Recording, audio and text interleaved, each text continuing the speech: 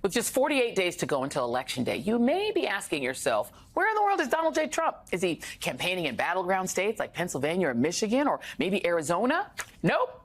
Right now, he's holding a rally in, drumroll please, Long Island, New York. Yep, a state he's almost certainly not going to win.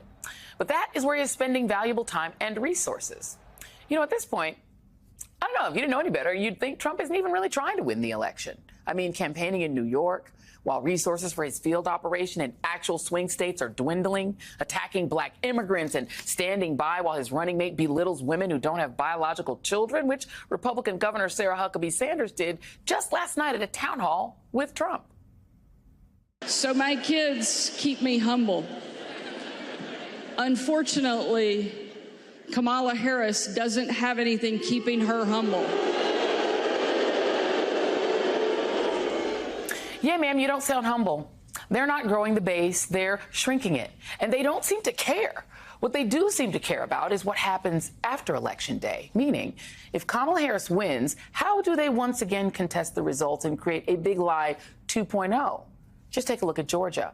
The Guardian has new reporting today on a behind-the-scenes network of county election officials coordinating on policy and messaging to both call the results of November's election into question before a single vote is cast and push rules and procedures favored by the election denial movement. Of the many nightmare election scenarios that keep me up at night, one of the most daunting is what happens if Vice President Harris wins, but some states just refuse to certify? That could mean the election winds up in the hands of the Republican majority House of Representatives, or even with the Leonard Leo 6 on the Supreme Court, which means Trump could lose the election and still wind up as president. Joining me now is maybe the only other person who is up at night while I'm up thinking about these nightmare scenarios, Rachel Maddow, who I try not to text in that moment. She's also the executive producer of the new MSNBC documentary From Russia with Lev, which we're going to talk about shortly. But Rachel, hello, my friend. I hold in my hand a letter that I'm sure you have read too. And this is, it's Mr. John Furvier, chairman of the Georgia State Election Board, and to him. And it is scary because it is questioning whether or not new rules are going to be put in place in Georgia that make it harder to certify the election. What is going on? So a couple of weeks ago, there was this weird moment at a rally in Georgia where Trump, from the stage, shouted out by name new members of the Georgia State Election Board. And the Georgia State Election Board is not supposed to be like a partisan entity. It's not like a Trump campaign thing. It's the technocratic board that oversees the administration of elections in Georgia. And so him shouting them out by name and claiming them as like MAGA superheroes who were pit bulls for victory was a bad sign. But it turns out that, in fact, 3 pro-Trump members have been assigned to this board. They are the majority of the board. And since they've taken over this board, they have been passing all of these new rules in Georgia that are designed, among other things, to let local Republican elections officials refuse to certify the vote, refuse to say what the vote total is in individual counties. Republicans have been trying to refuse certification since 2020 in all of the swing states, in a bunch of states that aren't swing states, in more than 3 dozen instances. They've just refused to say, here was the vote total in our most recent election.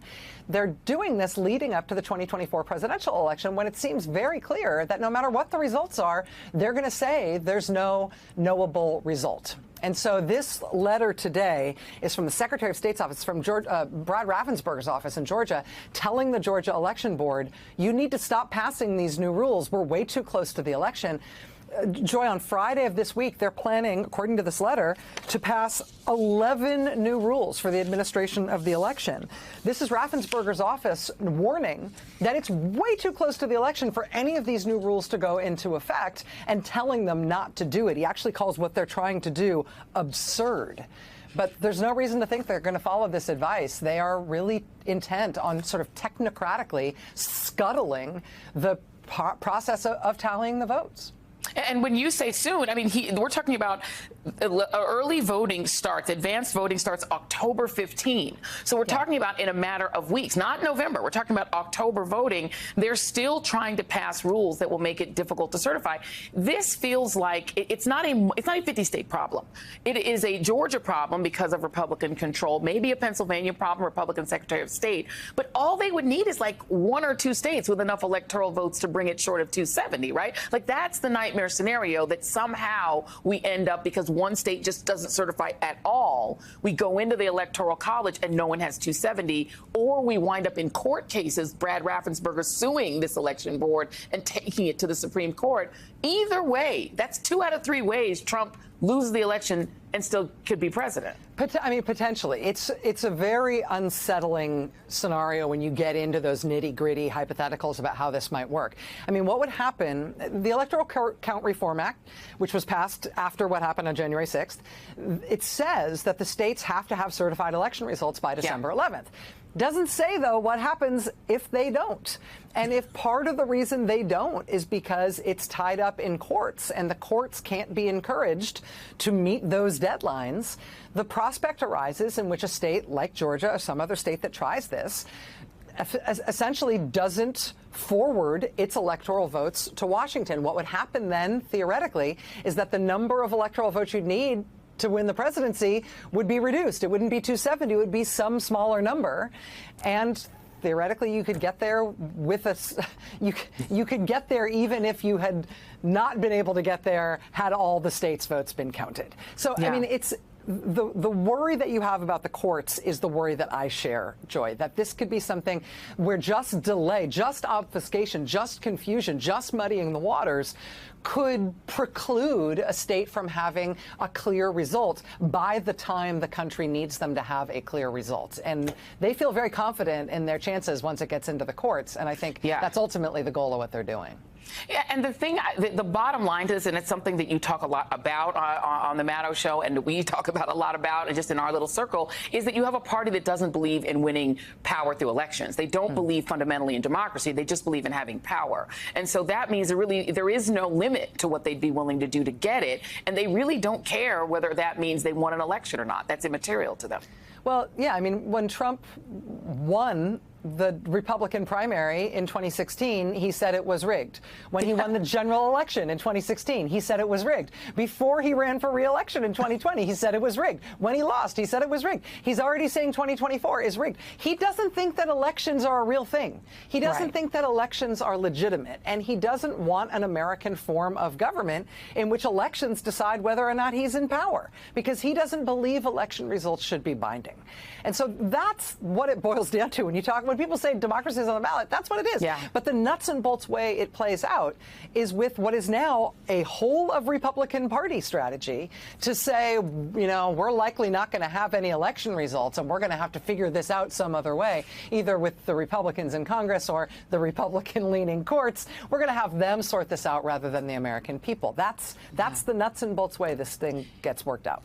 This is why we say scaring is caring on this show. It's kind of our theme.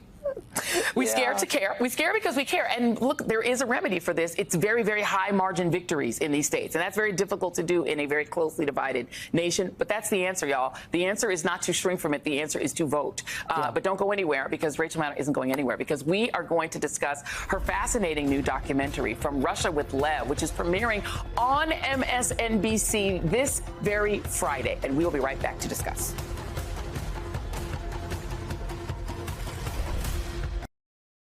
Good evening from New York. I'm Chris Hayes. We are so back. This afternoon, Federal Chair Reserve Jerome Powell took the stage to announce the Fed's first cut in interest rates since 2020 and the beginning of the pandemic recession. And it was a big one, a 0.5% interest rate reduction to stimulate borrowing and to boost the job market. An acknowledgement that inflation has been tamed without a recession or high unemployment. In other words, the economy's landing has been soft, and America has beaten back the nearly unprecedented economic challenges of the global pandemic and the ensuing disruption to the economy. It's huge news. It's also proof the Biden economic recovery has been truly nothing short of miraculous. especially given the mess he inherited from Donald Trump and the fact the U.S. has outperformed every other country on earth.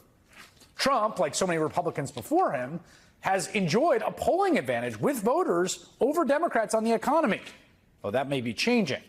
Multiple national and swing state polls in recent weeks suggesting Vice President Kamala Harris is closing that gap and possibly even leading Trump on economic issues. Now, Harris has probably been helped by Trump's inability to even feign caring about the expenses of regular Americans, like, for instance, child care, as he proved earlier this month with that rambling answer to a direct question at the Economic Club in New York. It was mockable word salad, but with one really, really undernoticed but truly toxic ingredient that deserves much more attention.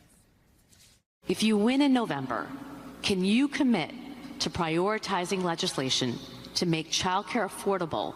And if so, what specific piece of legislation will you advance? Look, childcare is childcare. There's something, you have to have it. In this country, you have to have it.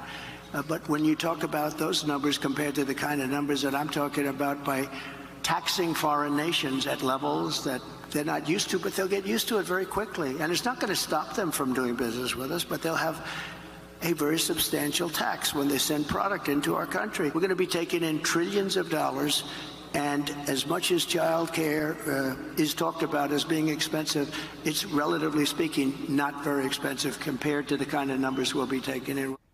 Okay, so Trump very obviously has absolutely no idea what he's talking about, clearly has no plan for child care. Child care is child care. But there is something in that answer that truly is a plan. And it's something he is both serious about and obsessed with. Okay? Listen to this. Donald Trump's central economic policy platform in this campaign is to raise taxes by trillions and trillions of dollars. He just said it. Taxes that will be paid primarily by you, by working people, in the form of a sales tax on imported goods. That is his magic bullet, his obsession, an enormous trillion-dollar sales tax on imported goods. Except that's not what he calls it, right? He calls it a tariff. And Donald Trump loves tariffs. It was a point he made repeatedly last night, including when he was asked again about bringing costs down for everyday Americans. How are you going to bring down the cost of food and groceries? Our farmers are being decimated right now. They're being absolutely decimated. And, one of the reasons is we allow a lot of farm product into our country, and we're going to have to be a little bit like other countries. We're not going to allow so much We're going to let our farmers go to work. Tariffs are the greatest thing ever invented. Now, I will say it's sort of disturbing a guy who is already president, who has a degree from Wharton Business School, doesn't actually seem to understand the first thing about how tariffs work. And what he's trying to do is sell them as this free lunch that China and Mexico are going to pay for, the way Mexico is going to pay for the wall. To him, it's the perfect Ponzi scheme. You just make the other countries' exporters pay more to sell stuff in America, problem solved. That is not how it works. When a car gets imported from overseas and a tariff gets paid on it, that added cost gets passed on to you, the consumer. The Honda sedan might have cost $25,000 before the tariff. Now it's going to cost $28,000. You're going to pay it. And you can make an argument about why that might be good policy for other reasons, helping domestic car production. What you cannot do, absolutely, is argue with a straight face that the tariff makes cars cheaper. No, it does the opposite. You pay more for the car because you pay the tax. Trump says tariffs will generate trillions of dollars. And maybe they will. That's trillions of dollars more you will pay for imported goods so producers can pay the government. A tariff is a tax on you. That's not just me saying that. That is the very conservative economists at the pro-Trump Heritage Foundation in a 2019 paper criticizing then-President Trump's tariffs, titled, "Do No Harm, Tariffs and Quotas Hurt the Homeland." Quote, "Many people believe that when tariffs are imposed on a country, that country bears the costs. However, that is not the case. When a government collects revenue from tariffs, it is collecting it from its own citizens. not from the citizens of the country upon whose goods tariffs were imposed. Thank you, Heritage. Yes, as insane as it sounds, Trump has already imposed tariffs as president, and they raise costs for regular Americans. A point that was made earlier this year by David Stockman, a Republican ex-congressman who ran the Office of Management and Budget under Ronald Reagan and was known as the father of Reaganomics. He said that Trump's tariffs actually helped drive the inflation that hurt everyone over the past half decade. He basically decided, I'm going to levy a huge tariff on imports coming in from China. It averages, about 20% on 360 billion worth of imports. That's 75 billion or so a year of taxes on consumers. Now, to be clear, those tariffs don't just cost American consumers. They can also hurt American producers. Remember, when Trump was president, he sold tariffs on crop foods as a way to help farmers, right? We're going to protect the farmers with tariffs on imported grain. Instead, what happened? Those tariffs sparked a trade war with China, which promptly stopped buying American agricultural exports, closing a massive market, ruining many U.S. farmers, and then forcing the Trump administration to keep them afloat with enormous subsidy payments, as Haley Jackson reported for NBC News back in 2018. Before Doug Bartek farmed this land in eastern Nebraska, his dad did, and his dad before that. But these days, it's tougher to turn a profit. We need these tariffs to end sooner rather than later. Those tariffs, put in place by President Trump, triggered a trade war. The longer this goes on, it just makes it that much harder for us. Costs on our end seem to be going up all the time. Now it's farmers like Bartek, producers of soybeans, dairy, cotton, and more, getting an assist from the Trump administration as the president helps people his own policies hurt. A new temporary $12 billion program is set to launch around Labor Day, meant to offset the estimated $11 billion in losses farmers face. Now, in fairness to Trump, those tariffs, like all taxes, do raise revenue. His did raise billions of dollars, almost all of which, 92%, the Trump administration had to spend bailing out the farmers whose business was decimated by said tariffs. When all was said and done, those Trump subsidies to farmers amounted to more than the U.S. spends to maintain its arsenal of nuclear weapons, more than the entire budget of the State Department or NASA. So now, get this, Trump's answer to cutting your household or childcare expenses is to do a lot more tariffs. I mean, last night, a woman asked him, how are you going to lower my grocery prices? And Trump's response, in short, is, I'm going to raise taxes on groceries. It is the very definition of crazy. Doing the same thing, expecting different results. What's even crazier is no matter how many economists across the political spectrum say, this is a recipe for disaster. No matter how many politicians oppose the idea, Trump can impose tariffs unilaterally as president without Congress. He doesn't need a bill from them. That's what he did the first time in the trade war with China. And the sheer insanity of what he's proposing, trillions and trillions of dollars in new tariffs, is not really being grappled with by the media. It is being called out by Vice President Kamala Harris. My opponent has a plan that I call the Trump's sales tax, which would be a 20% tax on everyday goods that you rely on to get through the month. Economists have said that Trump sales tax would actually result for middle-class families in about $4,000 more a year because of his policies and his ideas about what should be the backs of middle-class people paying for tax cuts for billionaires. President Trump, I'll give you 2 minutes. First of all, I have no sales tax. That's an incorrect statement. She knows that. We're doing tariffs on other countries. No, that's the thing. It's the same thing. It's the same thing. The tariffs on the other country is a sales tax on you. Donald Trump, I don't think, understands his own economic plan.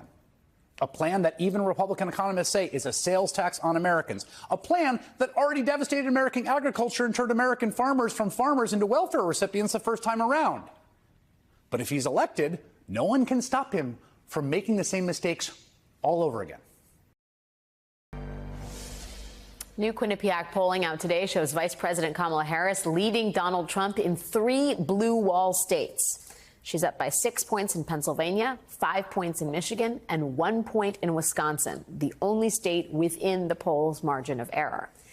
This may be part of a more national trend in Harris's favor. The latest Des Moines Register poll from Iowa shows Trump leading by just 4 points in that state after leading President Biden by 18 points in June. Joining me now is Simon Rosenberg, veteran political strategist and author of the Hopium Chronicles on Substack. Simon, thank you for being here tonight.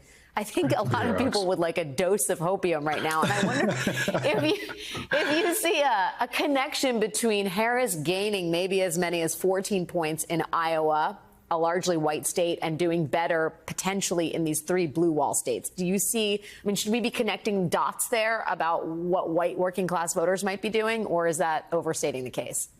Well, here's what we know, right? Since the debate, the election has probably shifted 1 or 2 points or even a little bit more in her favor. I mean, she was up 2 to 3 points before the debate. There's been a lot of polling post the debate, and it's all been sort of saying the same thing, which is that she's gained ground, and we'll know how much ground she's gained over the next few weeks.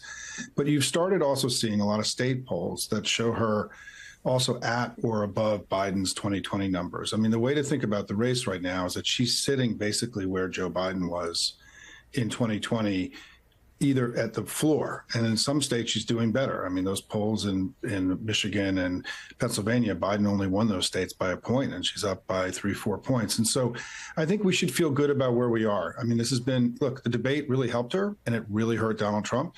And I think the aftermath, which you just covered, of the debate and the way they try to change the subject clumsily to this crazy cats and dogs, eating cats and dogs stuff, has been a huge failure for them. And so I feel like we're in a strong place right now, and where things are better. And we also, I think the most important thing we're about to see as the voting season begins on Friday with early in-person voting is that we just have a much stronger capacity to close. And so it's much more likely that we gain a little bit in the coming months than them, in my view.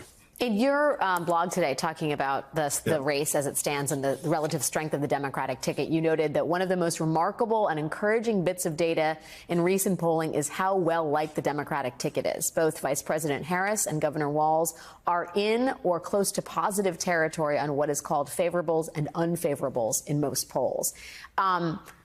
Do you attribute that to the likability, just as it is, of the Democratic ticket, or is it just the repellent nature of the narrative, the lies that Donald Trump is focused on? Because it is, I mean, I think it does gin up his base, but man, is it distasteful to a lot of Americans, even if they don't have opinions about Haitian migrants?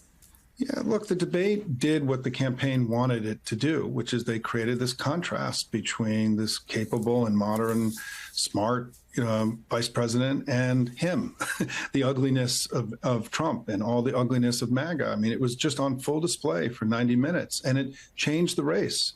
And so I think that, one of the things that is remarkable is there's just generally a view in polling that we're now at a point, given polarization or partisanship, that we may never see a president again in positive territory in favorables and unfavorables. And right now, Harris is in either even favorable or even in some polls, she's above. It's showing, and it's a big problem for the Republicans, because as we get to the end here, where people have to make their decisions, the people are undecided, our side is seen as much more favorable and much more in a much more favorable light than they are. And I think that Trump, the other thing is that Trump continues to make this negative noise. I mean, I think that we have a joyous, positive message to take to the American people. All they have is anger and ugliness. And I think that's also not going to serve them well when they're behind in the race as they are now. They don't really have the ability to generate positive stories about their ticket anymore. And that's a big problem when you're losing. Do you think the Teamsters non-endorsement matters? It's, I think, 59.6% of the union supported a Trump endorsement compared to 34% supporting a Harris endorsement. Does that worry you? Yeah, we'll see. I mean, I think that we have to recognize as a starting place is that this ticket has more enthusiastic union support than any ticket in modern times for the Democratic Party. And we also saw a lot of state and local Teamsters in the battlegrounds endorse today. So they were essentially, even though the national didn't endorse, in the battlegrounds where it really matters, you saw a lot of endorsements from local Teamster unions. So I think net, we still will probably have the most enthusiastic labor support that a Democratic ticket's had in many decades. And so I don't know that it's really going to be consequential, but we'll see. I mean, I feel like the campaign has worked very, very hard to make unions and union workers and union leaders central and to everything that they're doing. And they were very on display in the convention, right?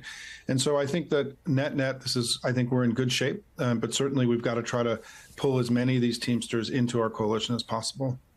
Simon Rosenberg, opium dealer for Americans, on the brink. Thank you for your time and thoughts, Simon, tonight. Really appreciate it.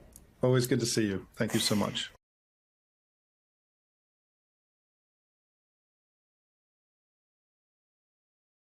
Kids serve as a permanent reminder of what's important. They also keep me humble. You can walk into a room like this where people cheer when you step onto the stage, and you might think for a second that you're kind of special. Then you go home and your kids remind you very quickly you're actually not that big of a deal. And ours are pretty good at it. So my kids keep me humble. Unfortunately, Kamala Harris doesn't have anything keeping her humble.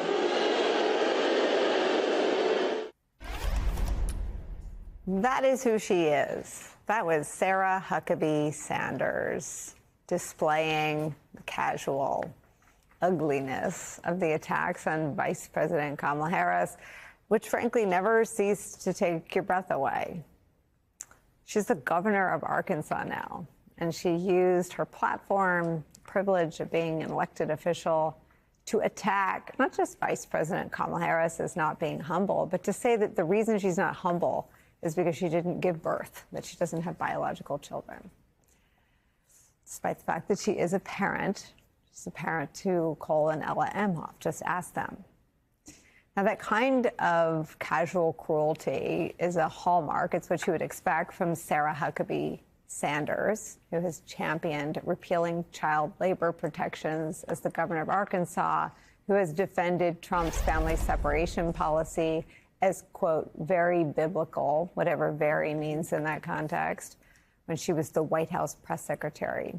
But it also reflects a broader brand of cruelty of the Republican Party, which seems intent on alienating voters with modern families or blended families or people without children and all those childless cat ladies in pursuit of levying these attacks at Vice President Harris.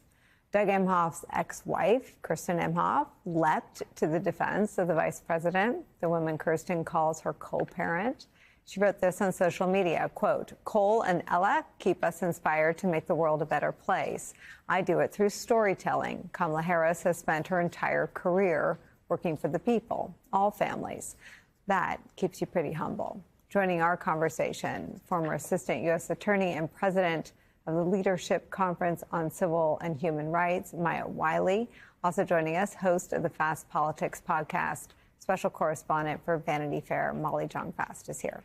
So a line has to be drawn around picking and choosing which families are the right families. And this attack on modern families, which I think make up the majority of the families that people are in or have made, it must be working somewhere for someone, but you would think those are the kind of voters they would have locked up by now. This is a sign of political desperation to me.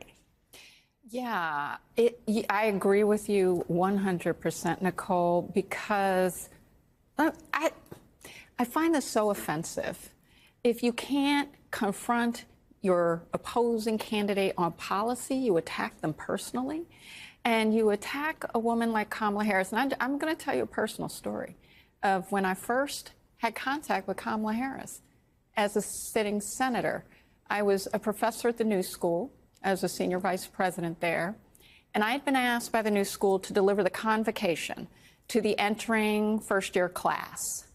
And I did so. And my convocation speech was about how we be a we and not an us-them. Mm-hmm.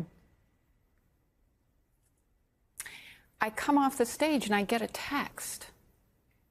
And the text is from Senator Kamala Harris, who I have not met. I know her sister well, so I assume that's how she got my cell phone number. And she said, that was fantastic. That was a great job.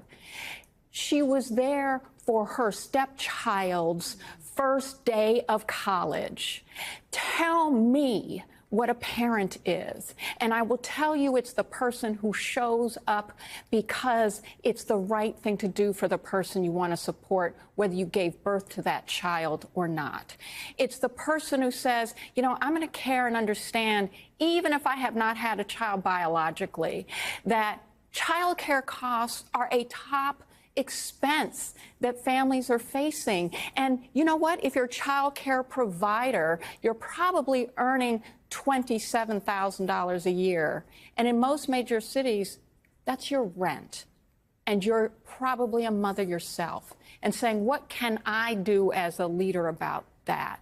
And she didn't have to have biological children to do it.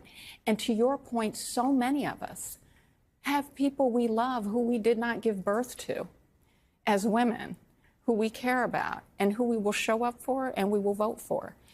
And that includes the young women we hope can live and survive an unexpected pregnancy and make a choice for themselves. And if they've sewn up a Christian nationalist extremist base, so if you can't come up with a way to express compassion for others, all you can do is cling to your extremism.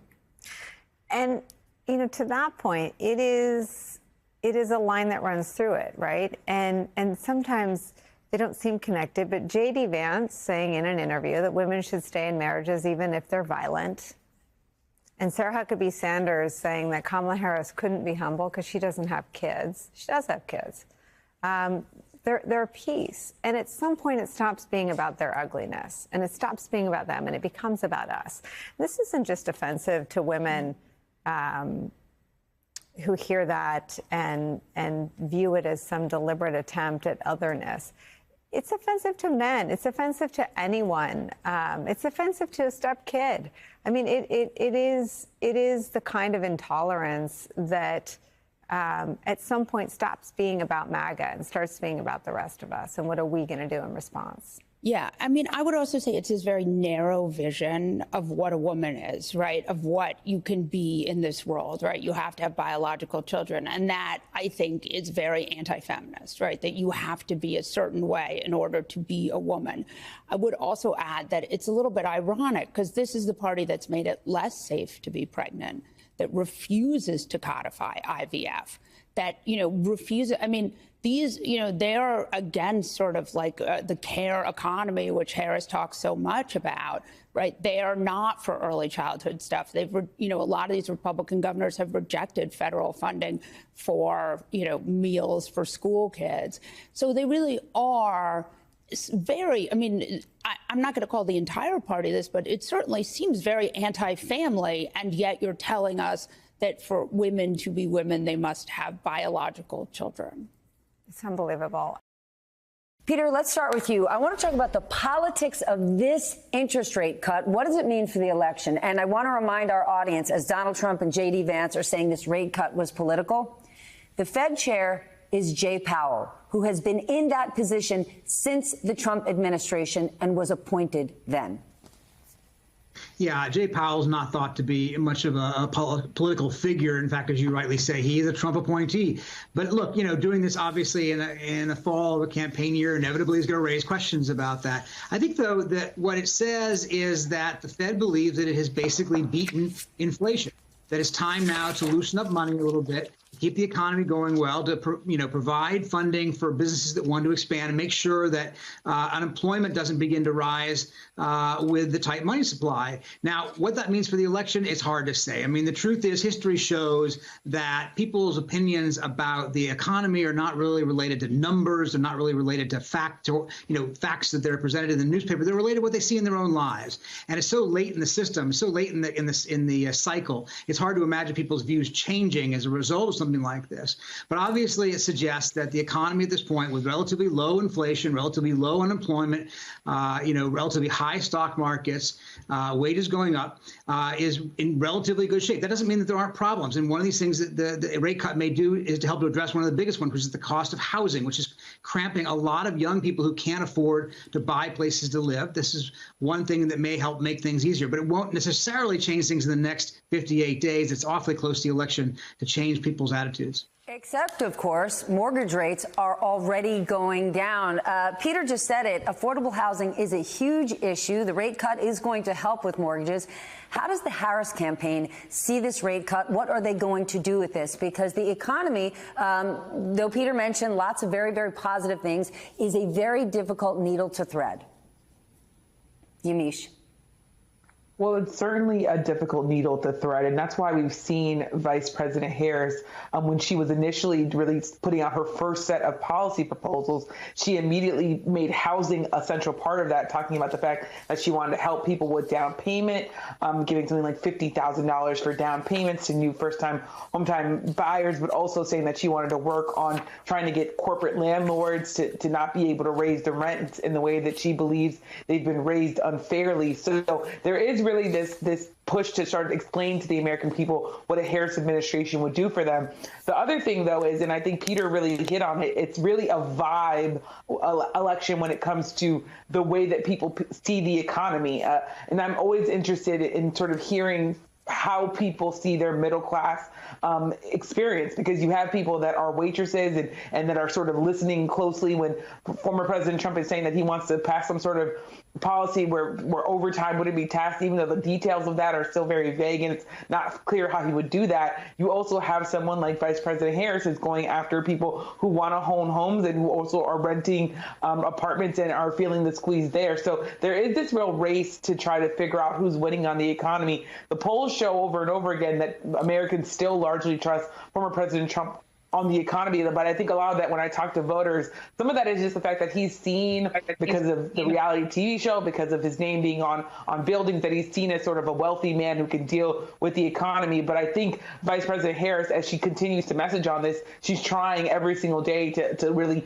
bite into that and to chip away at that in a way that will help undecided voters and those voters in those key battleground states begin to trust her more. Yes, and he's become wealthier selling his supporters Bibles and sneakers. Now he'll have a crypto exchange. And, of course, he's got his own stock for his company that does virtually nothing. Dave, these battleground state polls are really tight. Any chance this rate cut could move things? It does fit into the Harris campaign's overall narrative, which is things that have improved. They need to improve more. People need to have prices lowered in a tangible way. This is tangible. People are going to see the effects of this. This is why not just the Trump campaign, but really a chorus of conservative surrogates have complained about the timing of the rate hike. The rate cut. They're complaining because they do think it'll be beneficial to Democrats. And Yamiche was talking about some of the ways that Donald Trump has been combating this. He has the record of 2017 to 19, not 2020. He also has been, she was saying, making these promises that are not costed in any way. He's talked about, he did it again in New York tonight, talked about capping credit card fees. He's talked about a series of tax cuts. He's talked about universal IVF paid for by the government or mandated for their insurers. He keeps promising things that would decrease costs for certain Americans, a lot of Americans who get tips at their wages. And Democrats have struggled to compete because they are not just rolling out ideas they can't pay for. This does help because they can refer to the rate cut. Can I interrupt you? Sure. They're not struggling to compete. Donald Trump is offering a new goodie and a new tax cut every day and has yet to articulate how any of it is going to get paid. And while people might want to look at Donald Trump's term pre-COVID saying the economy was strong, the deficit ballooned under Donald Trump more than President Biden. And I know debt and deficit are things people don't pay attention to anymore, but they will when they're truly out of hand and you see the bond market crumble. So it's amazing that you just hear, well, Donald Trump is offering all these things. Yesterday, he said, I'm going to cut your car insurance by 50%. How?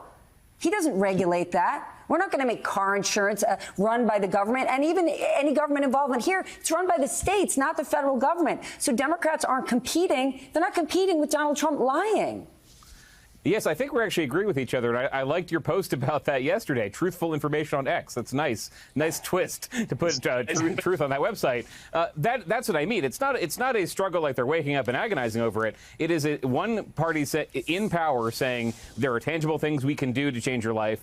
And other nominees are not like this. Mitt Romney was not proposing a different idea every day that he thought might poll well, but hasn't been tested. And that's the contrast. Democrats can point to concrete things that are changing. Maybe they're changing too late for some people, contrasted with Trump ideas that are coming so fast and furious and are not coming with a plan to get through Congress. Everyone who covers Congress and talks to Republican House members and senators finds Republicans saying the same thing. Well, gosh, I guess that's on the table. None of them have a plan to get it through the House or through the Senate or even through reconciliation. So that's what I mean. It is not a agonizing problem for Democrats. It's how do you compete against a candidate who keeps proposing random ideas that sound great with no way to pay for them. One way you can in the reality-based zone is by saying, look, the Fed cut rates because we've beaten inflation. That's the message they're going to be saying. It's a very traditional message. Our policies have worked after a long time of striving. Look at how your rate's going to go down.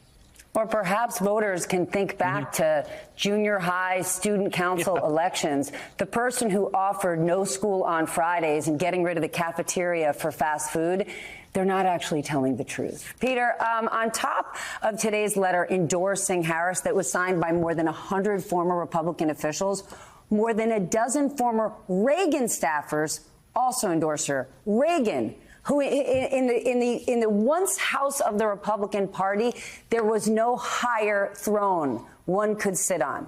I want to know, what do Republican elected officials that you talk to, what do they say when endorsements like this happen?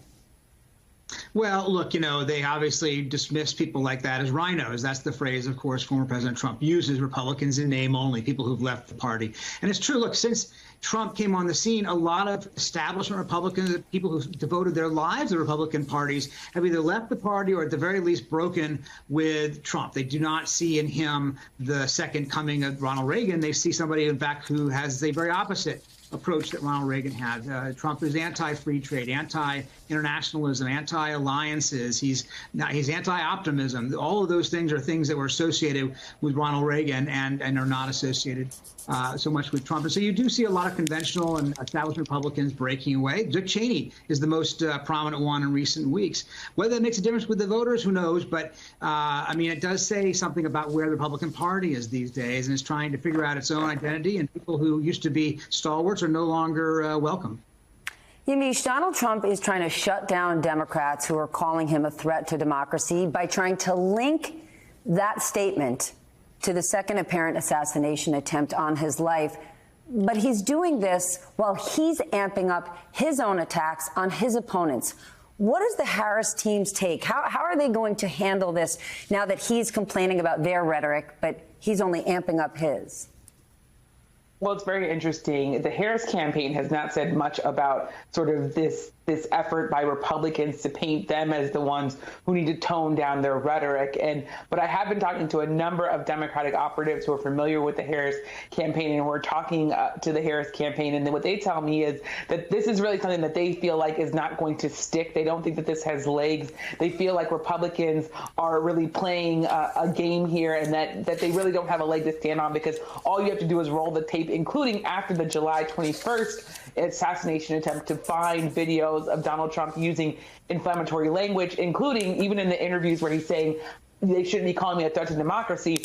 In one of those interviews, he said, well, President Biden and Vice President Harris, they're the real threat. So he's actually condemning the language while also echoing the same language.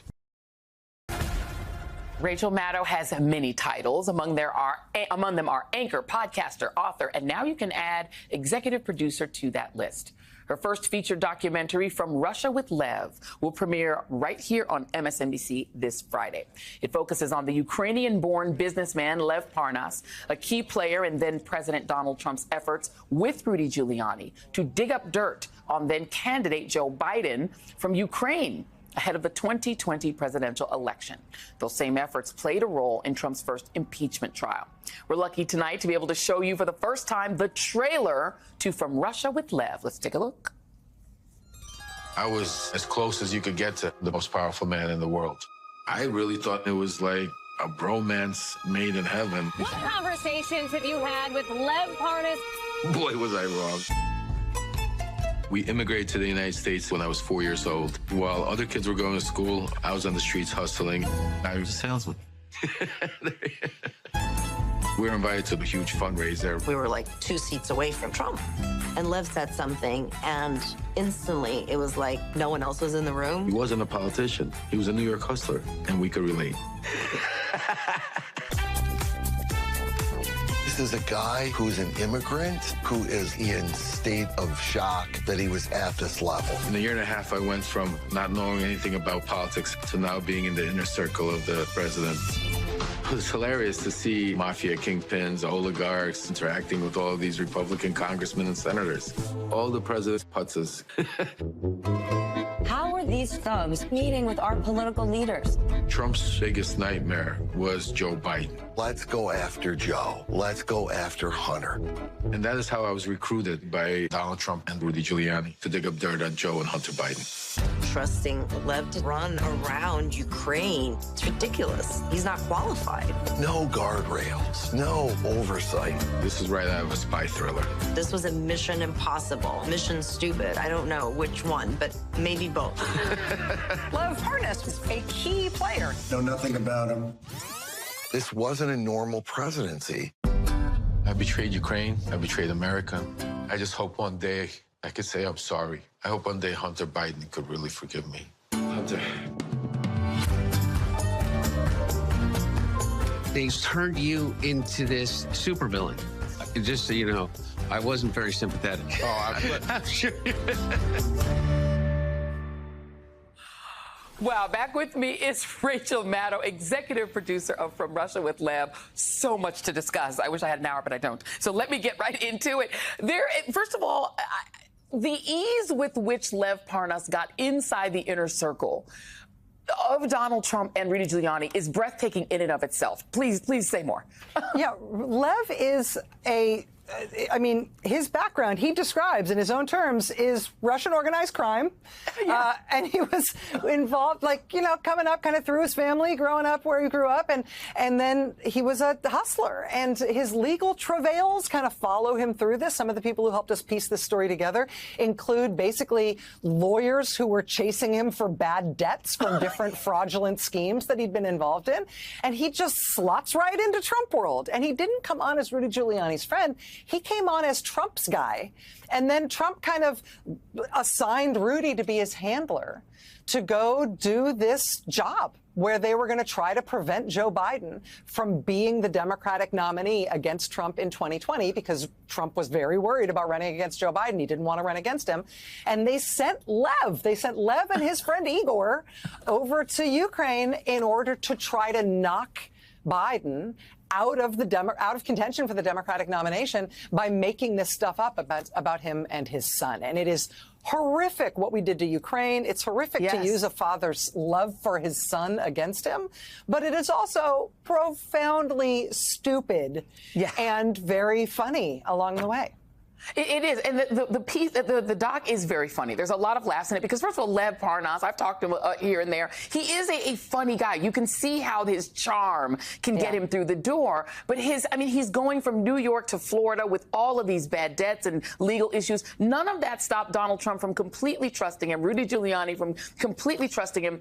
One of the best characters in this, of course, is Svetlana, his third wife, who's super sensible about saying, this is stupid, and they never should have trusted my husband with all of this national security stuff. Yeah, Svetlana is she's the star of the film. It's a film about her husband, but really she's the star, in part because she's so smart. She sees exactly what's going on the entire time. She sees it both for how ridiculous it is, but also how serious it is. And she also lost her husband, both in the sense that he almost lost his life. I mean, he was involved in some very dangerous stuff. And he's wearing bulletproof vests and fleeing for his life. He ends up in prison for part of this, right?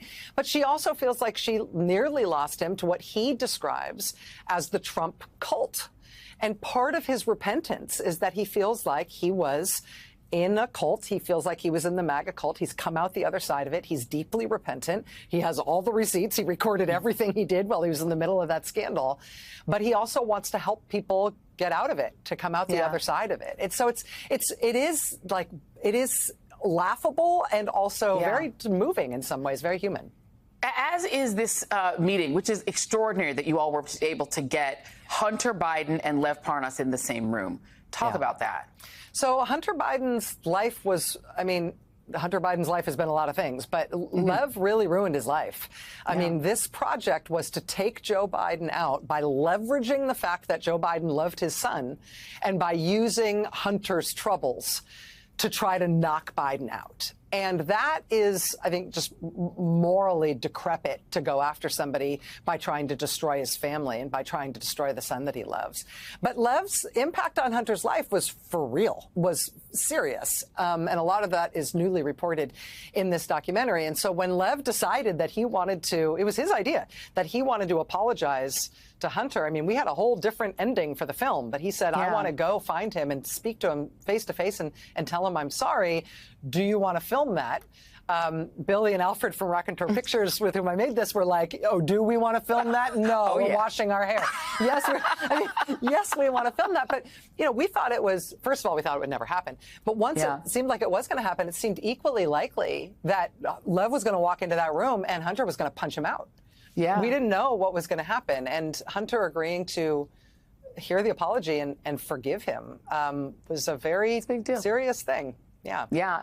Worth watching for all of those reasons. But, I couldn't have you here and not have a bonus clip. Bonus clip. You have been promoting this doc other places, including Watch What Happens. I got texts about this, so I must play it now on the TV. Here it is. Okay. By the way, I am obsessed with Joy-Ann Reid's eyelashes of late. Joy is looking so fantastic. I don't understand how it's not like a national topic of discussion. It's a national She's topic glowing here. up. She's Yes. really, woo. Yes. Now listen, leave it to a TV person and the attendant narcissism that comes with that for me to take your documentary segment and make it about my eyes. You see how I did that there? But you do look so good. It's a national thing, Joy. And I want to tell you that Bravo confirms. Sherry Shepherd confirms. Andy Cohen confirms. Watch What Happens Live confirms. You are a thing. And I hope that doesn't hurt your feelings and make you feel objectified. But you're a thing, my friend. I feel complete. And this is coming from somebody who I have already complimented you on having the best natural eyelashes in the world. Mine ain't natural, but thank you, Janice Bradford, my makeup artist, for putting them on me. I'm going to keep them. Thank you very much, Rachel Maddow. I love you, Joy. Thank you, my friend. Love you more. Thank you. Thank you so much. Be sure, I know you guys are going to do it. Be sure this Friday to tune in for a special edition of The Rachel Maddow Show at 8 p.m. Eastern, followed by the premiere of From Russia with Lev at 9 p.m.